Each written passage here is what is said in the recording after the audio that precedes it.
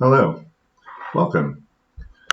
This is the first video in a multi-part series that's showcasing some of my pottery process. You're looking at pieces that have been thrown but not fired for the most part and are currently drying. Here are some of my finished pieces.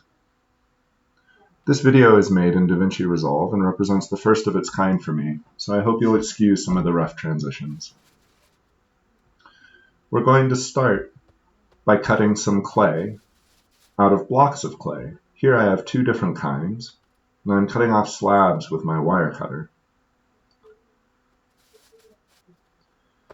I've sped up some clips of this video to help with the entire video length.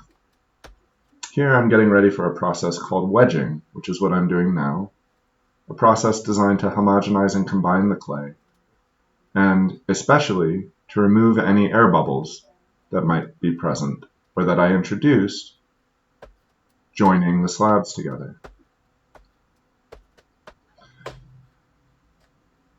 Once I'm happy with how my clay has been wedged, I can start slicing off sections that will eventually turn into my final pieces. Here I'm showing that the wedging process results in a swirly pattern of the two different clay bodies with no air bubbles. This is what we want to see. I can then weigh out the sections of clay that I've wired off from my wedged block. One important part of the throwing process, if I want to create the same bowl over and over again, is to start with the same amount of clay. Here you can see I've prepped 5 clay balls. One is on the wheelhead and the other 4 are waiting for me to throw. This smaller lump of clay is going to be a cup. We're going to start with centering. This clay is very old and dry and is requiring a bit more force and a bit more time to center.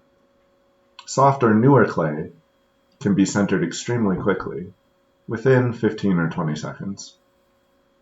I'm going to begin by coning up the clay, a common process, and I'm going to do this several times. This is going to help with my centering and also help ensure that any air bubbles I might have missed during wedging are going to get forced out of the clay. Here, I'm trying to remove any wobble from my clay puck.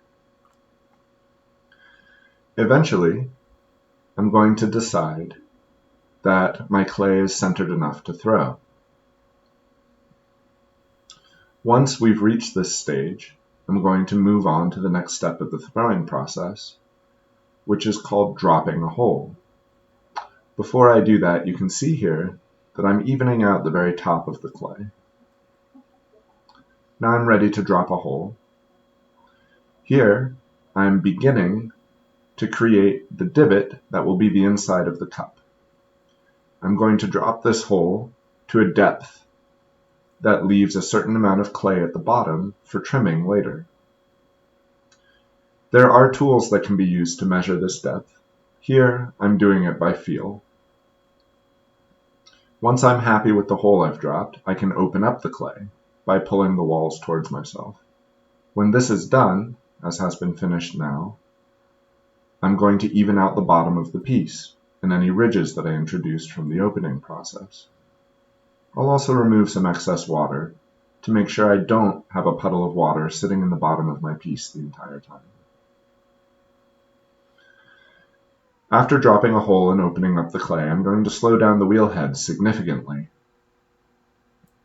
At this point, I'm going to begin the process of pulling up the walls, where I'm attempting to make a straight-walled cylinder with the same amount of clay distributed from the bottom to the top of the piece. I'm also going to pay special attention to my rim the entire time I'm throwing this piece to make sure that I don't introduce any wobble or inconsistencies that will become worse and worse without this rim cleanup. This will help ensure that I end up with an even piece at the end. Once I'm finished pulling up the walls, I'm going to trim with this wooden tool some of the excess clay from the bottom of the piece. This isn't strictly necessary, but it cuts down on the trimming time when I want to add a foot ring later on. Potters who don't trim foot rings into their pieces, which is admittedly very time-consuming, will usually skip this step and instead throw the piece much closer to the wheelhead, avoiding ending up with any extra clay down here at all. Once I've finished pulling up the walls, I can start shaping the final piece. This is done primarily with my inside hand, and I'm going to test the thickness of the piece as I go, so that I don't end up with thicker and thinner spots. While most of the process has required quite a bit of force up to this point, shaping is a rather delicate process that requires a lot of firm, delicate control. Any error introduced into the wall at this point usually is unrecoverable and will permanently ruin the piece. Here I have just about finished shaping this cup. We're transitioning to looking at making a bowl. The main difference between a cup and a bowl is the amount of clay we start with. The rest of the process is quite similar. Again, I'm coning up in an attempt to help center the clay and ensure that any inconsistencies from joining two different clay bodies together have been eliminated. Once I'm happy with my centering process, as before, I'll drop a hole, and then I'll open up the aperture that I created.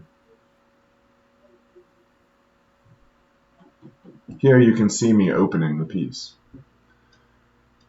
Because this is a bigger piece, I can use a wooden tool to clean up the bottom. This evens out the clay, removes anything extra I may have inadvertently introduced, and will create, in the end, a pleasant interior for the bowl. As with the cup, now I'm going to create a tall, straight-walled cylinder, paying attention to the clay thickness as I pull clay up the wall. Again, you'll see me going back to the rim often to keep the rim homogenized and clean so as to avoid any inconsistencies in the final piece. Once I've achieved the height and thickness that I want, as with the cup, I can start shaping the bowl. Again, with my inside hand now, I can gently push at different parts of the pot to end up with the shape that I want. Here we slow down the wheel speed exceptionally to avoid the clay throwing itself out of whack as it spins.